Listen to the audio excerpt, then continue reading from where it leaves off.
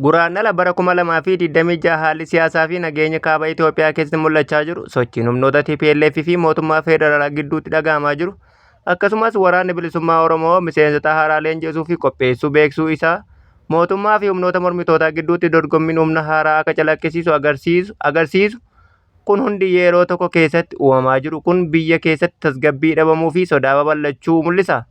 Gama biraatiin daangaa Sudaan keessatti haleellaawwanii fi walitti bu'iinsi mootummaa Sudaanii fi garee RSF gidduutti itti fufaa jiru naannoo daangaa Itoophiyaa waliin wal qabatee yaaddoo nageenyaa dabalataa uumaa jira. Sochii waraanaa fi hidhattoonni naannolee daangaa irratti mul'achaa jiran balaa babal'achuu malu akka agarsiisan ibsamaa jiru. Haala walxaxaa kana keessatti gargaarsi fayyaa tola ooltummaa Poolaan irraa gara Itoophiyaatti dhufe gama biraatiin abdii fi tumsa idil addunyaa akka calaqqisiisu ta'ee mul'ata.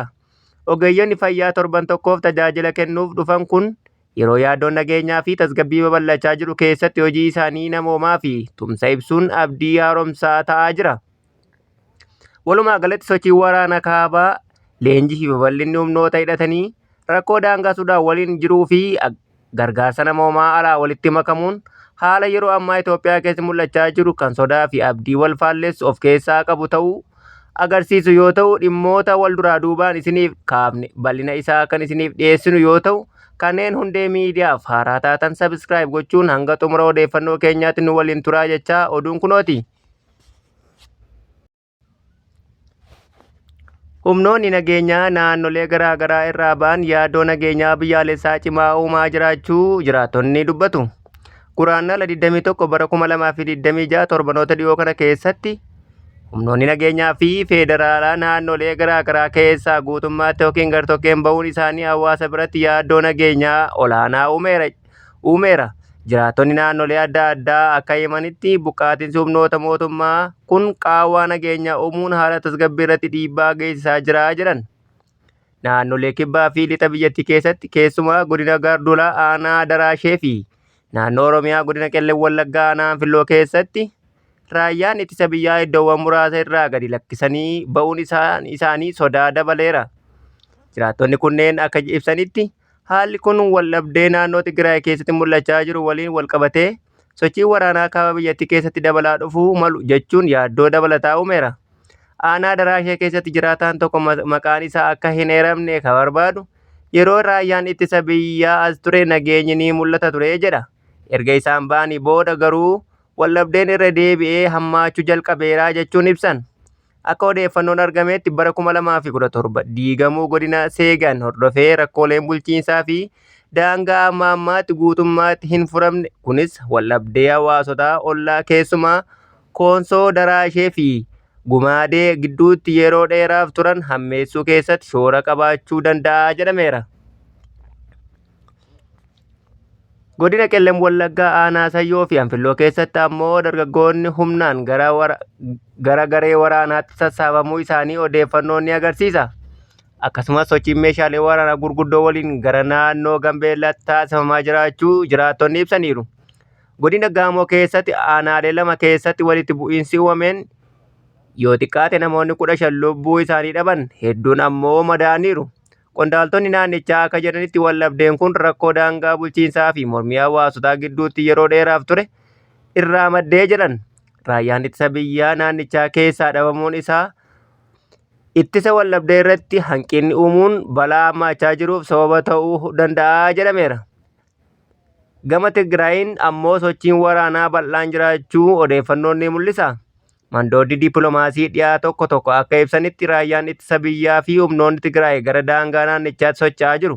Kunis yaaddoo waraanaa haaraa uumuun isaa himameera. Maddi tokko raayyaan mootummaa naannichaa marsaa jira jechuun yoo ibsu, maddi biraan ammoo sochiin waraanaa olaanaa ta'ee jira jechuun yaada kenneera. Hawaasni addunyaa qaamota walitti bu'iinsa keessa jiran irratti dhiibbaa kan goone taanaan rakkoon mariidhaan furamuu dhiisuu fi balaa waraanaa dabaluun hin ooluu jechuun akeekkachiifameera. Naannoo Amaaraa godina Walloo Kaabaa magaalaa Qobbootti humnoonni federaalaa fi naannoo gara magaalaattiitti seenuu isaanii hordofee yaaddoon dabalaa dhufeera. Jiraattonni akka jedhanitti sochiin humnoota dabalaa dhufuun hawaasni siivilii baankii irraa qarshii baasuu fi meeshaalee bu'uuraa kuusuu jalqabaniiru jedhe. Paartiin Abiin torbeen darbe ibsa baaseen humnoonni nageenyaa iddoowwan muraasa irraa ba'uun hojiin seeraa kabachiisuu laafuu danda'u fi hawaasni miidhamuu mala jechuun mootummaa federaalaa fi mootummaa naannoo xiyyeeffannoo addaa akka kennan waamicha dhiyeessee ture. Haalli kun yeroo adda bilisummaa uummata Tigraay yookiin abbuut mootummaa federaalaa humnoota isaa gara Tigraayitti sochoosaa jira jechuun himatetti dhufe. Mootummaan federaalaa hanga ammaatti dhimma kana irratti ibsa bal'aa hin kennine. Kana malees hariiroon Itoophiyaa fi Eertiraa gidduu jiru yeroo ammaa haala xaxamaa keessa jira. Ministeerri dhimma alaa Itoophiyaa Dr. Geediyoon Ximootiyoos mootummaan Eertiraa irratti himannaa dhiyeessuun Eertiraan gareewwan finciltootaa waliin hidhata qabaachuu fi daangaa Itoophiyaa sarbuu himaniiru. Eertiraan garuu himannaa kana soba jechuun mormiteetti.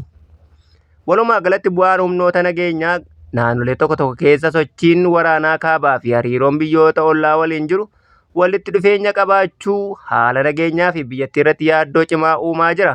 Hawaasni nagaa fi tasgabbii waaraa akka mirkanaa'uuf qaamoleen mootummaa fi hawaasni addunyaa tarkaanfii ariifataa fudhachuu qabu jechuun yaaddoo qaban bal'inaan ibsamaa jira. Ogeeyyiin fayyaa Poolaand tajaajila tola ooltummaa Finfinnee galan. Guraandhala 21 bara 2026 mootummaan Poolaand garee ogeeyyii fayyaa tajaajila tola ooltummaa kennuu gara Itoophiyaatti erguu beeksiseera. Gareen kun turtii torban tokkoof Itoophiyaa keessatti hojii isaanii kan raawwatan yoo ta'u, meeshaalee yaalaa fayyaa barbaachisan garaagaraa qabatanii dhufuu isaanii ibsameera. Akka odeeffannoon ibsutti ogeeyyiin kunneen dhukkuboota adda addaa irratti wal'aansa kan kennan yoo ta'u, yaala baqaqsanii wal'aanuu fi caba lafee dabalataa tajaajiloota fayyaa biroo ni kennu jedhameetu eegama. Kanaan walqabatee qindeessaa olaanaan garee kanaa Dr. Buzaayyoo Mangashaa akka jedhanitti garee wal'aansaa kun waggoota 5 darbaniif hojii tola ooltummaa wal fakkaataa gara Itoophiyaatti deddeebi'anii hojjechaa turaniiru. Muuxannoo gahaa akka qabanis eeraniiru. Ogeeyyonni fayyaa Poolaand irraa dhufan kunneen Itoophiyaatti hospitaala akka hospitaala waliigalaa Xooraa-Eeloochii, hospitaala Alaartii fi hospitaala waliigalaa barnoota yuunivarsiitii Hawaasaatti tajaajila baqaqsanii wal'aanuu, dhukkuboota narvii wal qabatanii fi caba lafee irratti wal'aansa kennuuf qophaa'uu isaanii ibsameera. Dargaggoonni Gujii hedduun gara waraana bilisummaa Oromootti makamaa jiraachuu dhaga'ame. Sababni haala siyaasaa fi nageenya naannichaa caalaatti hammaachaa dhufe hordofeeti. Guraandhala 21 bara 2026 dargaggoonni Gujii hedduun yeroo ammaa kana gara waraana bilisummaa Oromootti makamaa jiraachuu odeeffannoon naannoo irraa argame ni mul'isa. Odeeffannoon kun haala siyaasaa, nageenyaa fi jireenya hawaasaa Gujii keessatti waggoota darban keessa uumame calaqqisiisa. Dargaggoonni hedduun filannoo biraa hin arganne jechuun gara qabsoo waraana bilisummaa Oromootti hiriiruu fi filachuu isaaniitu himame. Qabsoon isaanii kun akkaataa jireenya isaanii keessatti rakkoon, cunqursaa fi abdii kutannaan sirna mootummaa amma jiruun itti hammaachaa dhufe agarsiisaa jedhame. Akka odeeffannoon hawaasa irraa hundee miidiyaa dhaqqabetti godina Gujii keessatti aanaalee akka Waadaraa, Goorodoolaa, Liiban Galaanaa, Malkaa Sooddoo, Surraa Bargudaa, Abbayyaa Qarcaa fi kanneen biroo keessatti dargaggoonni hedduun waraana bilisummaa Oromoo waliin hiriiruu isaanii mirkanaa'eera. Qeerroon naannoo kanaa karaan gabaabaa sirna garbummaa kana umuriin isaa gabaabsuu qabsoo waraana bilisummaa Oromoo waliin hiriiruu qofaa jechuun of qopheessanii socho'aa jiraachuutu himame.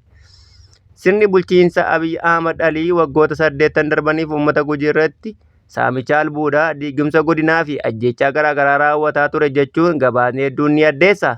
Qabeenya albuudaa Gujii kan akka warqee, albuuda qilleensaa fi qabeenya uumamaa biroo mootummaa fi dhaabbilee alaa harka seenanii fayyadamuu irratti xiyyeeffachuun uummanni naannoo ammoo hiyyummaa fi dararaa keessa akka jiraatu taasiseera jedhameetu eegama. Kunis dargaggoota hedduu keessatti aarii, abdii kutannaa fi fedhii jijjiiramaa cimaa uumee jira. Uummanni Gujii waggoota dheeraaf tajaajila bu'uuraa akka daandii gaarii, hospitaala sadarkaa qabu yookiin yuunivarsiitii maqaa isaa qabu hin arganne jedhame.